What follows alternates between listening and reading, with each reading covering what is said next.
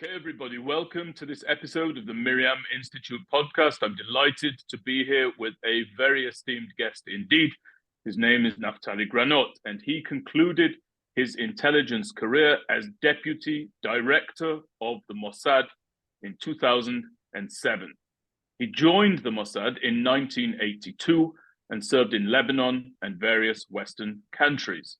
Granot was nominated head of Human Intelligence, that is, the division thereof, in 2002.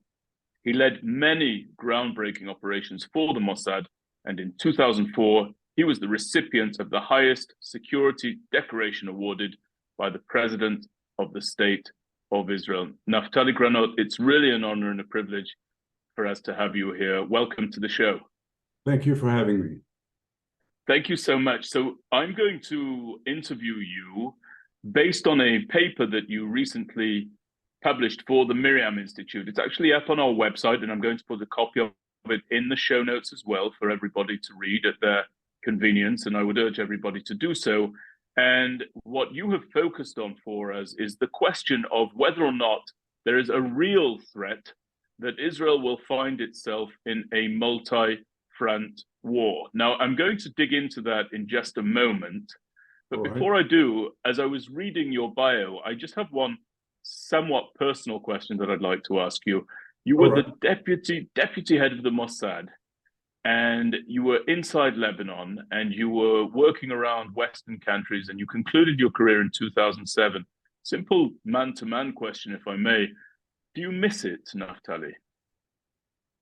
Well, obviously, it was a very intense and interesting period in my life. And obviously, once you retire from such an interesting career, you miss it in some ways. But if you're strong enough, you will probably find other things to engage with. And what I'm doing is actually, I'm doing a lot of research at the Reichman University. So I'm trying to keep myself updated. Yes, and I'm sure you're not only keeping yourself updated, but you're also updating others. Is that correct? Sure. Okay. Well, I'm really delighted to have you here.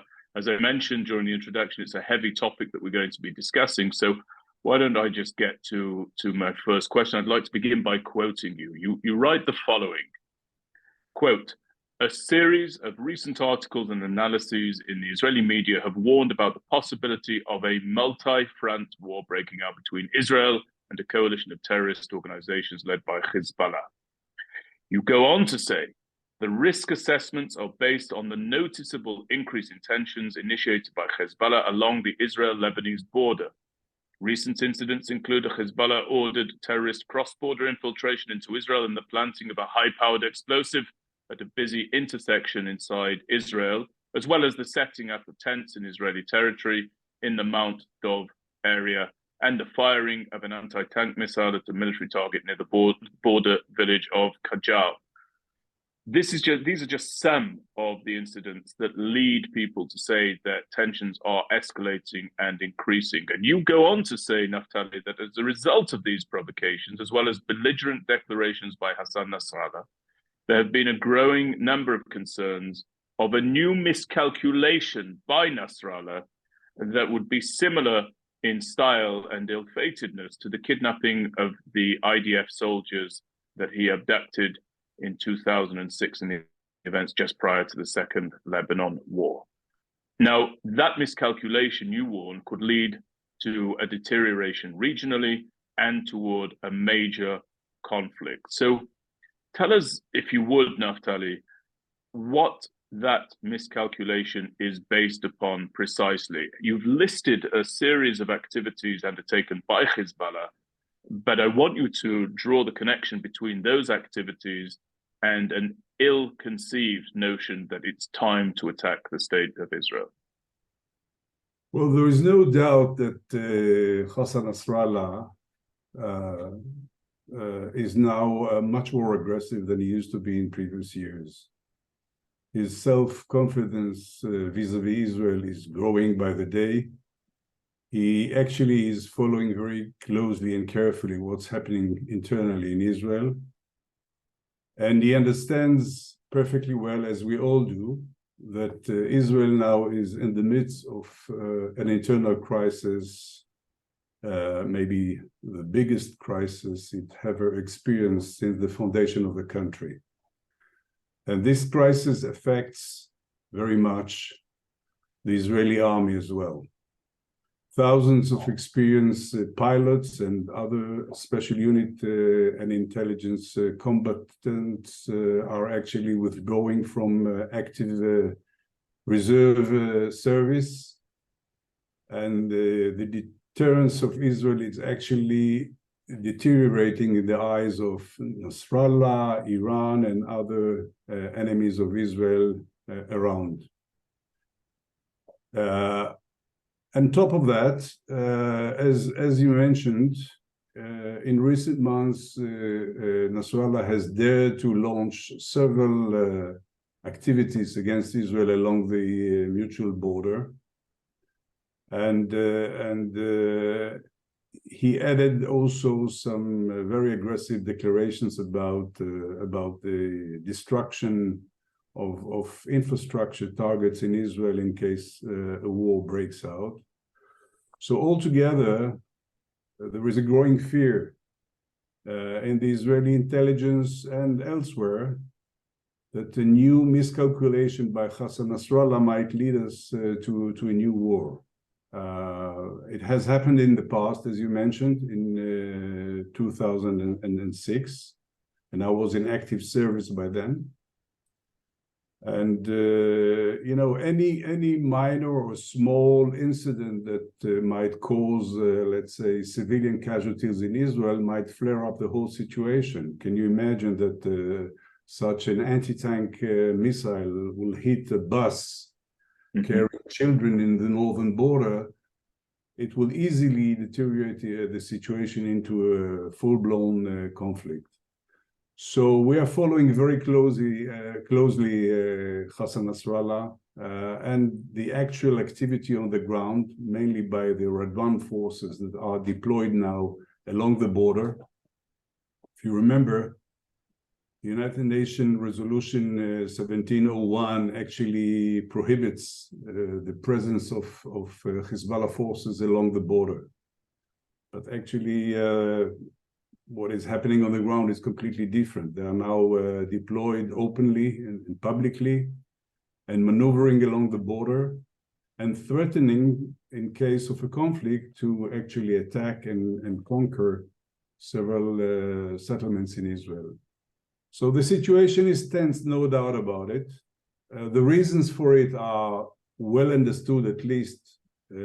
I think we understand that it is sort of brinkmanship policy in order to enhance Hezbollah's deterrent against Israel.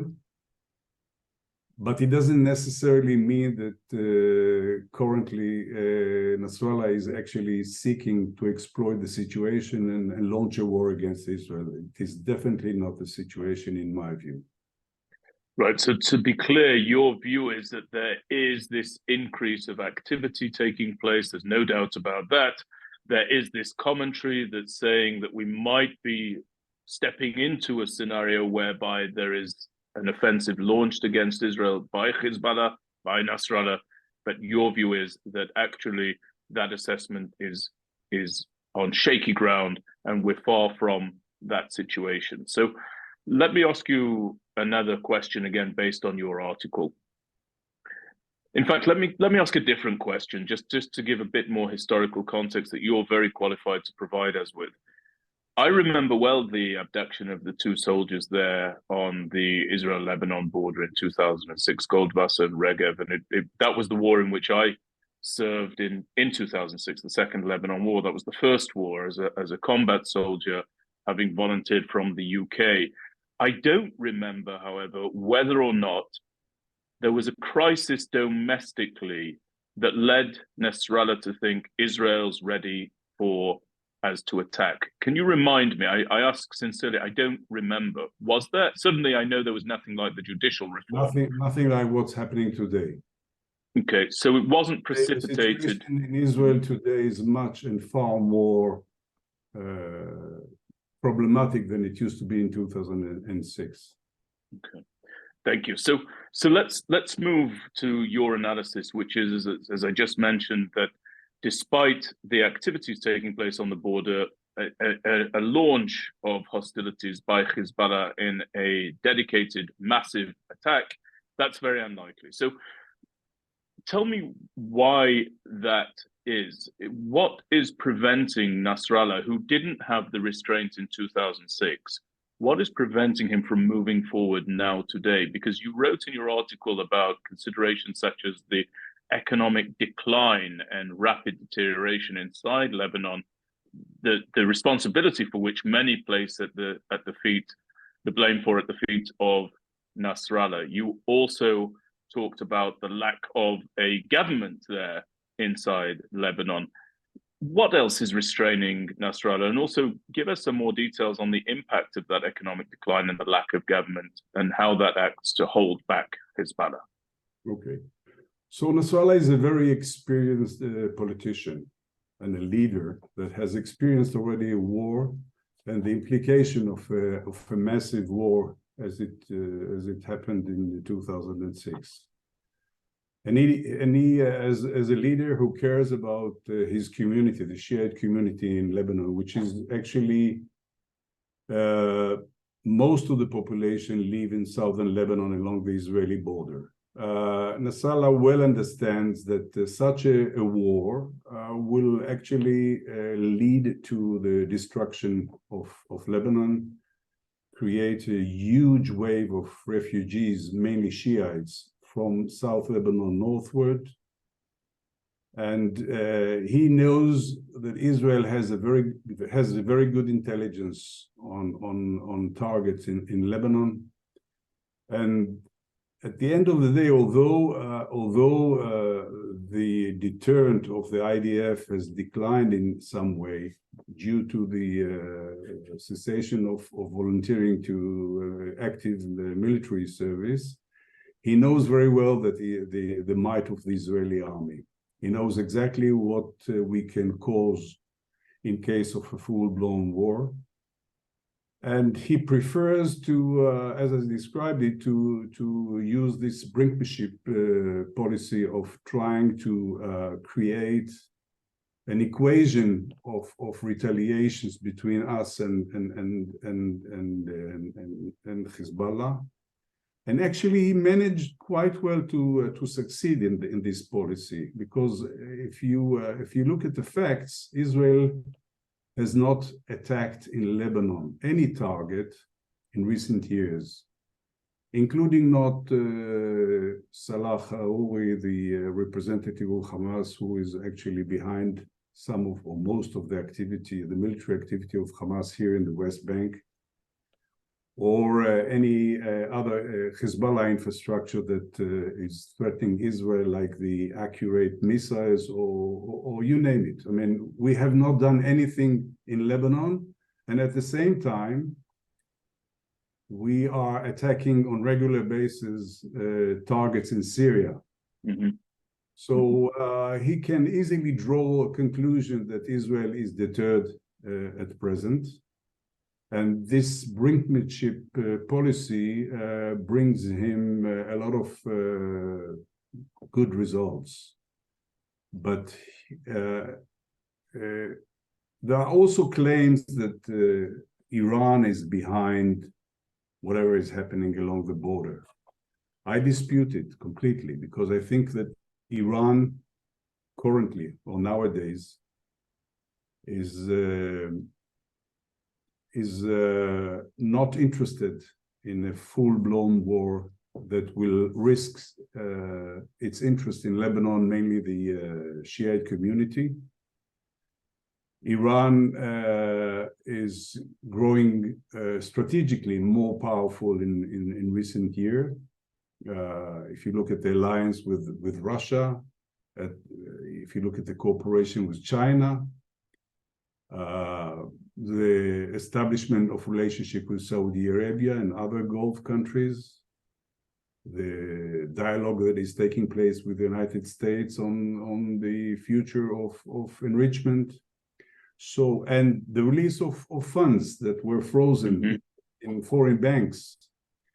So if you look at Iran, one can say that Iran has no interest to risk those achievements that it had in recent months. And has no interest, in my view, in a war, in a full-blown war in Lebanon, because it understands that the balance of power is still tilting towards Israel. So you've actually raised a really interesting point that I wasn't going to ask you about, but I will now. Following the recent terror attacks that have taken place in Judea and Samaria, Prime Minister Netanyahu arrived there with Minister of Defense Gallant to survey the area, but also to provide a statement to the media. And what was interesting to me in my listening to that statement was that he pointed the finger of blame directly at Iran. And now normally we don't hear that, right? Not when it comes to these attacks in Judea and Samaria. Usually we hear about Palestinian Islamic Jihad, or we hear much more about Hamas. Do you accept what the Prime Minister said when he said this is the work of Iran, or does that go against your theory that Iran is not seeking any escalation, doesn't have an interest in any escalation right now? It's chugging along quite nicely in your assessment. There is no doubt that Iran is supplying arms which are smuggled both from Jordan and from Egypt into Israel, and supplying the funds for the part of the activity of the jihadic Islam and Hezbollah. There is no doubt about it. There is no doubt that Iran is trying to flare up the atmosphere here in Judea and Samaria. But I dispute the claim that Iran is behind the wave of terror that we are currently witnessing. I think that the Prime Minister has to blame somebody for his actually unfulfilled policy or the failures of his government to secure the settlers in Judea and Samaria. So blaming Iran is a very easy path, but it's not the real cause of the deterioration of the situation here. There are other reasons, not necessarily Iran.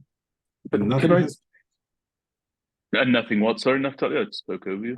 Nothing has changed. Iran has always been engaged in trying to incite terror activities against Israel. It didn't cause this rapid deterioration. Right. So just one more question on that briefly, and then I'll come back to what's the basis of this conversation, which is your paper. Why, therefore, do you think he reached to Iran on this occasion? It's not the only time he's done that, but it's not in keeping with the general trend, right? The general trend is he stops at the enemies more proximate to our borders in Israel. Why do you think he lobbed it all the way over to Iran for being responsible? Is there something he's trying to bring about? Well, it's always good to find somebody to blame for what's happening in the country.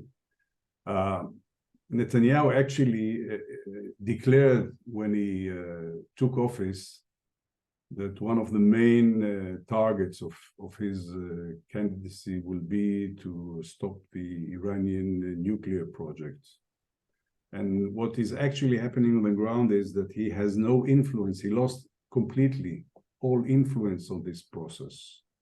The United States is discussing or negotiating with Iran independently the enrichment project. Israel is not actually involved to a great extent. So he blames Iran for what's happening here in order to keep the pressure on the American administration and on Iran itself.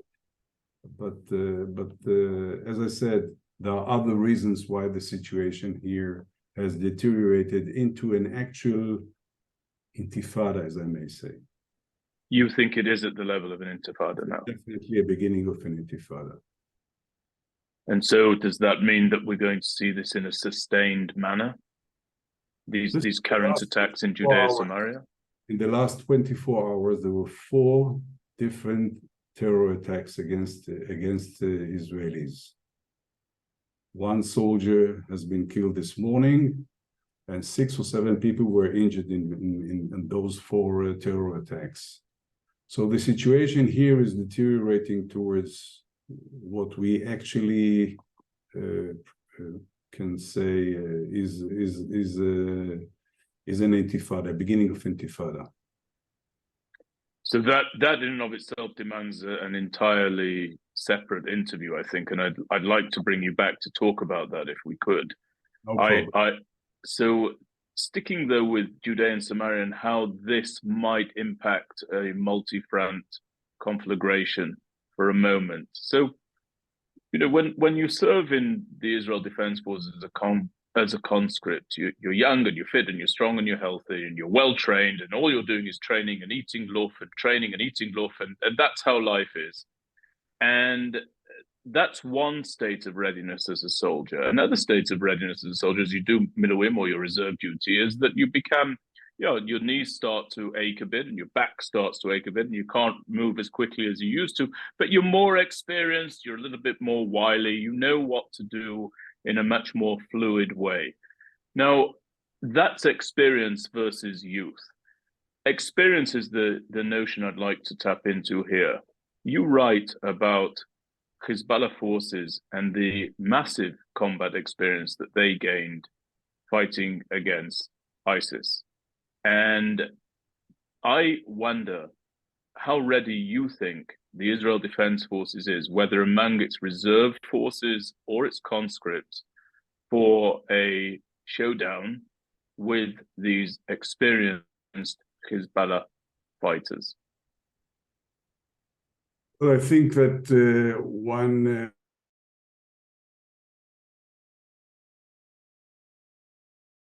IDF remains the most powerful military force in the whole region.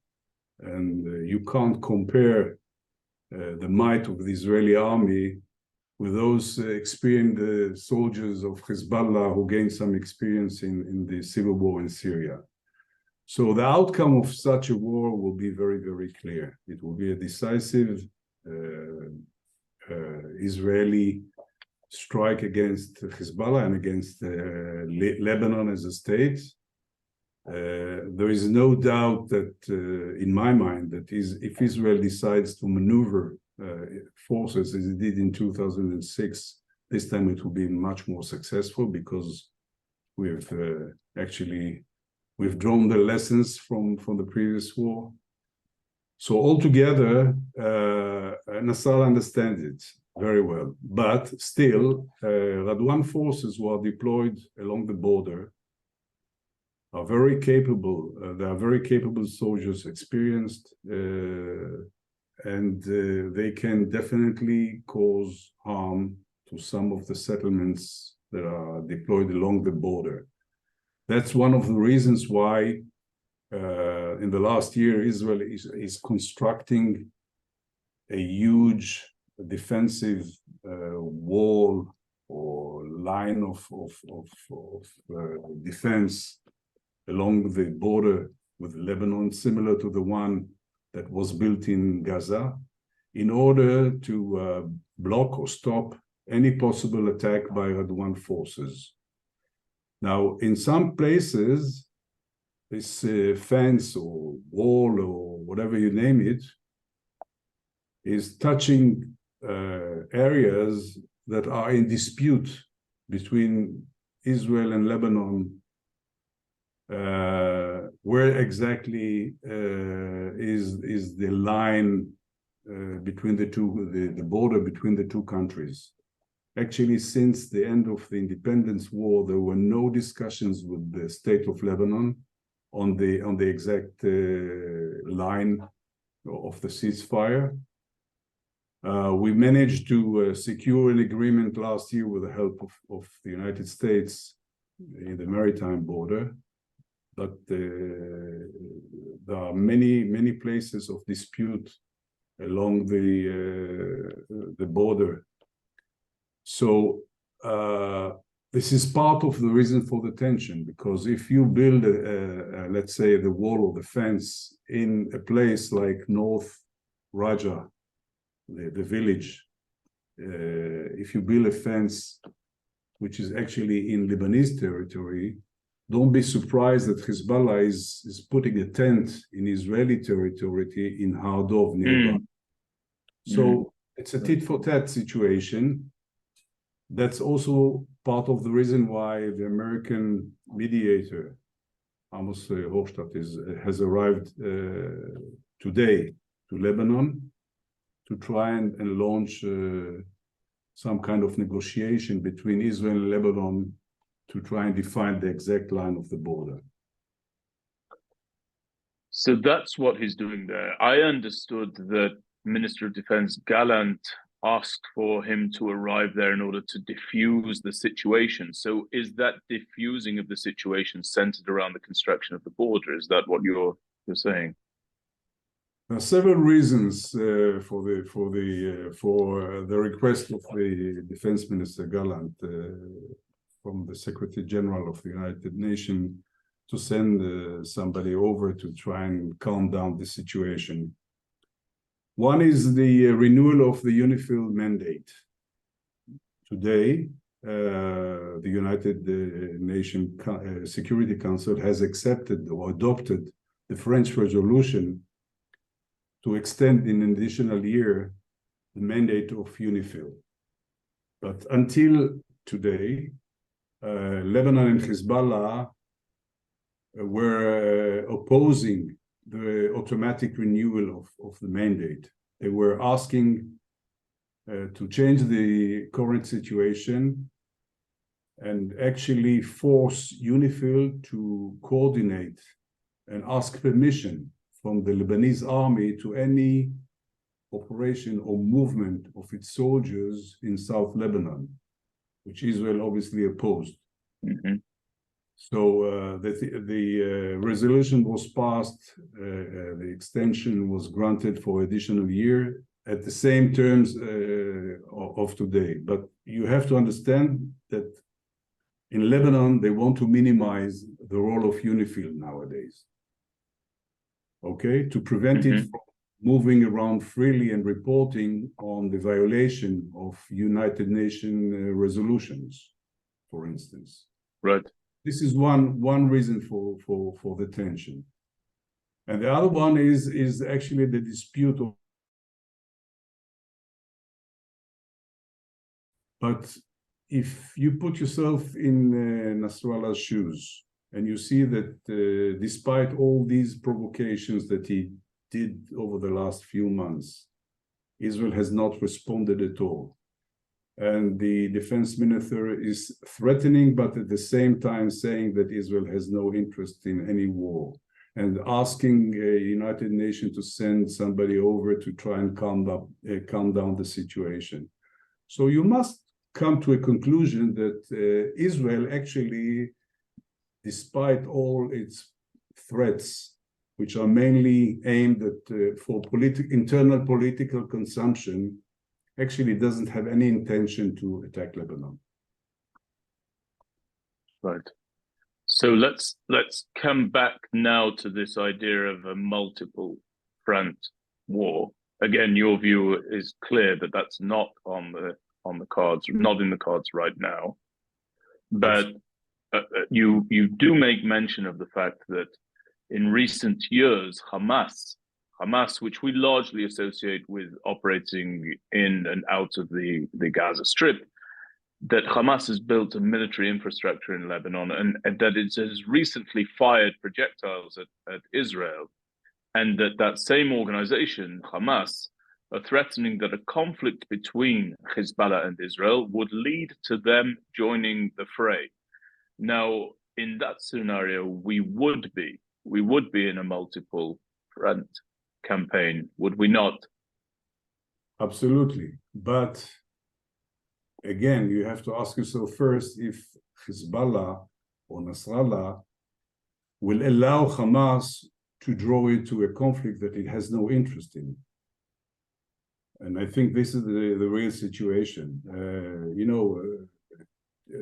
Nasrallah is saying a lot of things in support of the Palestinian cause, threatening that any conflict will be a multi area conflict and so on, but actually he will not let Hamas draw Hezbollah to war against its will. The military presence of Palestinians in Lebanon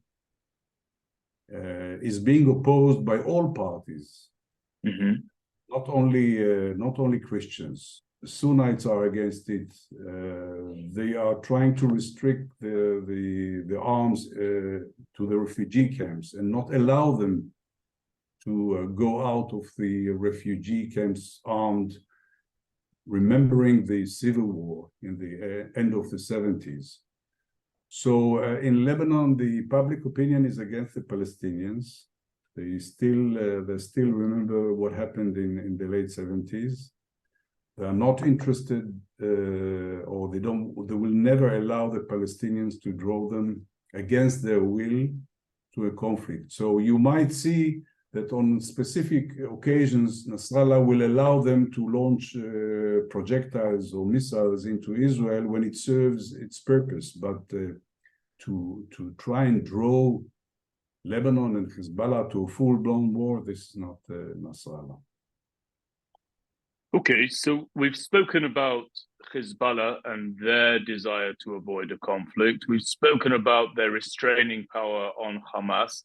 Let's talk a little bit about what's restraining Israel, if I can use that expression, because you make it very, very clear that you see the ongoing judicial reform, which you say some people view as a judicial coup, as significantly weakening social cohesion in Israel and putting on show for all to see the deep divisions between the government and sections of the public serving in the Israel Defense Forces. And you further designate two core elements of the IDF's power for consideration when assessing whether or not Israel feels it's within its interests to engage Hezbollah at this time. Those two elements are, of course, the Air Force and the Intelligence Corps, both of which you assess as having been negatively affected due to the cessation of reserve duty in each of those corps in protest against the judicial reform. So is that curbing Israel's readiness to strike? Is there really such a significant impact from these refusals to serve when it comes to Israel's military readiness? Yeah. So for any leader, including Netanyahu, to decide to launch a war, one needs to secure public support. And in Israel, it's not the case right now. You can't actually mobilize the public to support the government in launching any war, anywhere. The division in the Israeli society have deepened rapidly over the last few months. And it might even deteriorate further if in the near future, the government continues its judicial reform.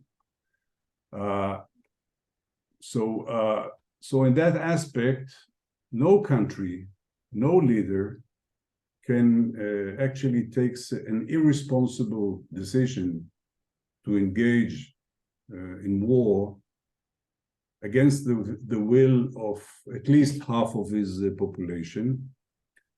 And despite the fact that the two core units of the army have suffered dramatically from the cessation of volunteering to active duty. So I think that it's easy for Nasrallah to understand that the Israeli deterrent is not in the same place as it used to be in the past, and that there is no real threat that except his rhetoric that Netanyahu will actually engage in active war against Hezbollah nowadays. And this is not the case. Netanyahu is known to be very, very careful when it comes to security matters. Mm-hmm. And everybody can see now that the damage that this judicial reform has caused to the IDF, and it's not the end of it. So I don't see it any time soon. So let me challenge that with another thought, Naftali. There's a running question in the public discourse that asks whether some of the large-scale military operations that we launch in Israel are launched, first and foremost, because of the military imperative to do so. That's not in dispute here. But perhaps they are timed for when it's politically expedient to do so as well. They might be launched, for example, at times of internal domestic crisis in order to bring Israeli citizens to a point of cohesion and togetherness and working together, and of turning away from internal distractions that divert our attention from external threats. Now, we see very similar dynamics with American presidents, for example, who tend, during their second term, to focus on matters of foreign policy because the machinations of domestic policy have been gummed at during the course of their first terms. Do you not think that this might be something that Netanyahu would call upon in order to calm the flames or lower the flames at home in Israel if the crisis sees a resurgence, the judicial reform crisis sees a resurgence, as you predict it probably will, when the Knesset reconvenes after its summer vacation in just a few days? Absolutely. No, the answer is in a short answer, no. Yeah. Not. But let me try to explain it. Yes, please do. Israel now is faced with a huge challenge in the Judea and Samaria area, with the uprising of the Palestinians now. Most of the regular forces are actually involved and engaged in what's happening now in Judea and Samaria. So it is not wise for any Israeli leader to try and engage in several fronts at the same time. The terror activity has risen to the extent that Israel has to take some tough decision. What does it do, including against Hamas in the Gaza Strip? Because for now, the Hamas, for an odd reason, enjoys immunity. The Hamas in Gaza, the Hamas leaders in Gaza, they are inciting or provoking the situation in Judea and Samaria, but at the same time, they have an interest to keep the border in Gaza quiet and calm and allow people to go out and work in Israel. And the Israeli government actually follows this policy in a very peculiar way, that Hamas is attacking us in Judea and Samaria, and we let them live freely and work in Israel along the border with Gaza. So first of all, as I said, the first reason is the current situation in Judea and Samaria. It will not encourage any leader to take a decision to open up another front at the same time. This is one thing. The other thing is the Prime Minister is well aware of what's happening in the army. And in that aspect, he understands very well that the operational capabilities of the Israeli army have declined in a dangerous way in recent months, and it might even deteriorate further. Due to the judicial reform? Is that what you... Okay.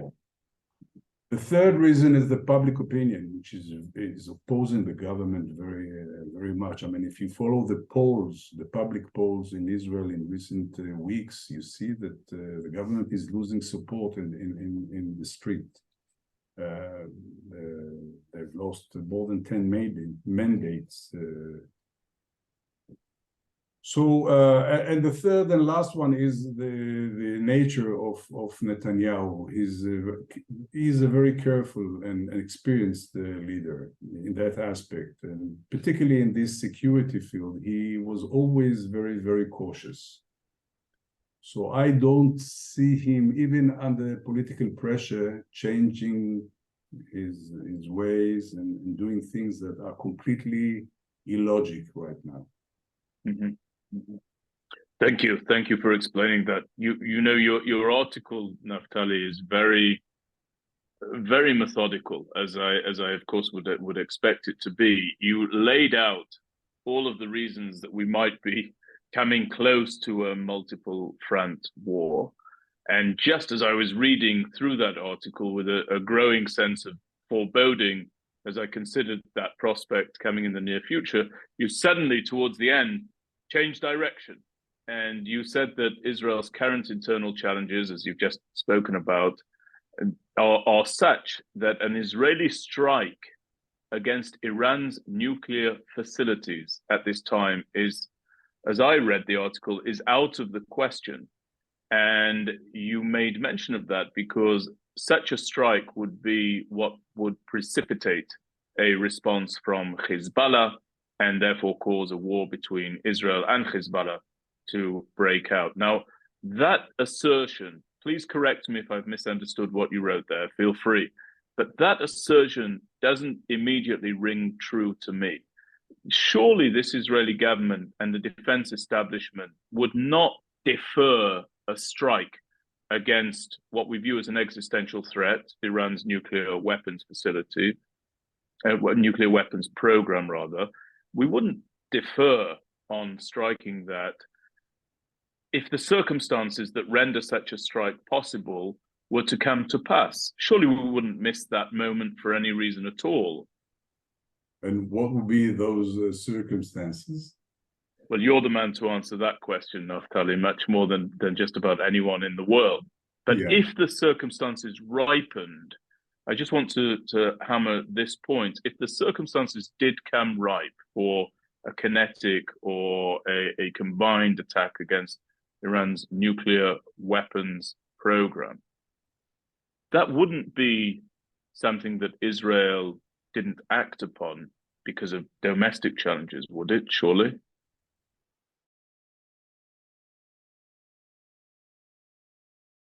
Absolutely. So let me go back and try and explain why, in my view, the chances of such an attack have diminished recently. Thank you. First of all, there is a dialogue going on between the United States and Iran. Actually, the United States have stepped in. The United States understood that if the situation continues as it used to be, it will lead or might lead to a war. So it has stepped in and opened an indirect dialogue with the Iranians to try and stop the enrichments at the level of 60%, which, according to my understanding, is already the situation. It has managed to secure a freeze, if I may say so, the Iranians are not actually freezing the enrichment, but they will not exceed the 60% currently, due to the understanding with the Americans, the release of the funds, and several other release of the prisoners, and several other reasons that are related to the relationship between the two countries, and the fact that the United States is focused on Russia and China, and would not like to open a new front, and would not like to be drawn into a war which does not serve its interest. So this is the first restraining factor. Okay, and it's a very important one. Mm-hmm. Now, Israel, the current government also is not popular not only in the United States but elsewhere as well. So the support of the international community to Israel will be accordingly. I mean, Israel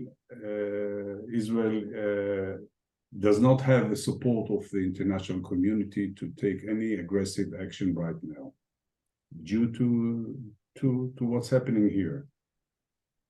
Number two. Number three is the situation of the IDF. As I said, intelligence and Air Force, which are the main tools for engaging such a project, have been harmed by this judicial reform. And you need those two tools in order to launch successfully such an attack. And fourth, you know for sure that such an attack will lead to a full-blown war with Hezbollah and maybe other organizations in the area as well, Iranians-backed militias and so on. So the circumstances for such an attack does not exist. The environment is not in favor of such an attack, in my view. And remember that he tried to do it in the past and was stopped by his security organizations. Thank you very much, Naftali. I want to ask one final question, and I'm going to take a hard turn to a different subject, if I may. So you concluded your article by saying that really neither side has any interest in initiating war at this time, and that people need to understand that. But to go back to the beginning of our conversation, we do find ourselves living in a reality where one small miscalculation, one unexpected event, one act of an overzealous terrorist somewhere there in southern Lebanon can bring about a massive, massive conflict. Do you think that the key here is that at this moment, we're not looking at a multi-front war? Or do you think that this moment is actually going to endure for months and years to come, that it's in nobody's interests, and that's the diagnosis for the near future? Well, I will tell you frankly, we've been there in 2006. Yeah. The war broke out as a surprise for all of us. Both in the way things turn out to full escalation, full-blown war. And I think both sides, not only Nasrallah, because Nasrallah admitted it, he said it publicly, that if he had known in advance that this kidnapping of the soldiers will lead to such a war, he would not have authorized this kidnapping. Yes. But the same applies also to Israel, because we were not planning a war. We were drawn into a war without even understanding that we are actually deteriorating into a full-blown war. We decided to retaliate by attacking certain missile sites, and it led to the prolonged war, one of the longest ones that we had. So we have all drawn conclusions from this war, and we all understand that we should not let a specific and limited event draw us into a full war. So this is part of the answer, that we've already been there and we've taken our lessons from that. Mm-hmm. I don't say that a few days of conflict or exchange of fire or limited conflict cannot take place. But if I don't deny it, it might happen. Sometimes leaders think one way and the soldiers on the ground act differently. So it might happen. But I think that both sides will not let it spread into a full-blown war. I think if such a case happens, it will be limited to a few days of exchange of fire and will be stopped by then, because it's not in the interest of both sides. That's my best answer. Well, it's good enough for me, Naftali. Let me make that hard turn that I mentioned, and then this will be my last question for the purpose of this interview. The Abraham Accords. So the Abraham Accords, this series of normalization agreements between Israel and some of its Arab neighbors, this was brokered in no small part by the Mossad, or it was, shall we say, orchestrated by, implemented by, overseen by the Mossad, facilitated by the Mossad, by someone you know very, very well, who was head of the Mossad at that time, Cohen. And we now have a situation where the foreign minister of the state of Israel, Eli Cohen, publicizes the fact that he's sat down with the foreign minister of Libya and causes basically nothing short of a diplomatic disaster. Now, people can read about this on their own time, but I'd really like your insight here. How does such a thing come about? Are we just looking at amateurishness of the highest order? And what is the relationship at this moment between Israel and Libya? And finally, where does Libya fit into the Abraham Accords, if anywhere at all? Well, obviously, I cannot go into details about the current situation of relationship between Israel and Libya, but as you said, it was an amateurish decision to publish it and cause such damage, not only to Israel foreign policy, but also to the United States and other Western allies that have been involved in enabling such a meeting to take place in the first place. So, this government is different from any other government that we've seen before. If a foreign minister that has come to only 1 year term of office and is trying to achieve as much as he can and publishes it in Twitter, you cannot expect a different result. So unfortunately, and we were all very, very upset here in Israel, not only in the United States, but in Israel as well. We were all very, very upset and surprised by this, by the publication of the meeting, because it has caused severe damage to the relationship that Israel has with several other countries that currently do not wish to come public. So that's part of the problem. This is a government of, if I may say so, some of them are amateurs. Yeah, it seems to be that way, and that's something that I think a lot of people foresaw when it was sworn in as the government. But I very much hope that those who are not amateurs, that those who are professionals and those who are able to give and take and keep good counsel will return to positions of elected office, because there is just too much bombast going on at the moment, isn't there? Absolutely. And I know, I'm sure you are well aware that Netanyahu has issued an order immediately afterwards that any publication of any meeting will have to be approved by him first of all. Yes. Which means that he's trying to control the situation. He understands that it was a bad mistake. Well, Naftali, we're out of time. I really want to thank you so very much for this interview. I hope that we'll have you back here at the MirYam Institute again very, very shortly. And I just want to take a quick moment to thank you. Again, as I was reading your bio and learn about the award that was bestowed upon you, of course, I have no means of even conjuring with or imagining what it was that you did on behalf of the Jewish people and the Jewish state to earn such an award. But I do know that we all ought to be very grateful indeed.